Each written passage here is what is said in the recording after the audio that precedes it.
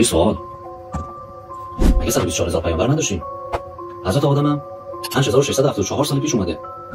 خب اگه 124000 پیامبر رو تقسیم بر 5674 سال بکنیم میشه حدوداً 21 کنیم. هر سالم 365 روز مگه نیست؟ تقسیم بر 21 کنیم بکنیم میشه حدوداً 17. یعنی خدا هر 17 روز پیامبر میفرستاده؟ جوابا رو دوست دارم ببینم. آقای تاریخدان یه سوال، این 124000 پیامبر از کجا آوردین؟ ما 124000 پیامبر نداشتیم. اینی که میگن 124000 پیامبر داشتیم دروغه و تمام روایاتش هم ضعیف و باطله. و بعدش با چه ماشین حسابی حساب کردید از زمان حضرت آدم تا زمان پیامبر 5674 ساله؟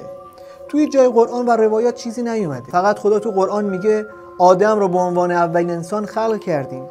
تازه اینی که میگی از زمان آدم تا پیامبر 5674 ساله اینم اشتباهه. مطالعات فیولوژیک نشون داده که عمر قدیمی ترین انسان روی کره زمین به 200,000 سال قبل برمیگرده. بعدش چرا منطق شما اینجوریه که انگار همه پیامبران توی یک صف پشت سر هم بودن تا یکی بره بعدی بیاد؟ خدا میگه برای هر قومی پیامبری فرستادیم، فقط دین اسلامه که دین جهان شموله و برای کل دنیا اومده. و بعدش تو خیلی از موارد همزمان چندین پیامبر وجود داشتن. مگر لوط و ابراهیم و اسماعیل و اسحاق تو یک عصر نبودن؟ یعقوب و یوسف چی؟ داوود و سلیمان چی؟ شعیب و خضر و موسی و آرون مگه تو یک عصر نبودن؟ و بعدش یک سوال، آیا همه فکت‌های شما اینجوریه؟ اینم بفرستید براش.